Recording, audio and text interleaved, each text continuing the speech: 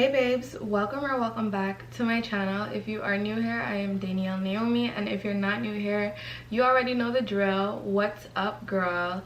This video is in collaboration with MsCoCo Hair Company. I'm not sure if it's pronounced MsCoCo or MsCoCo. I'm just gonna go with MsCoCo because it sounds better.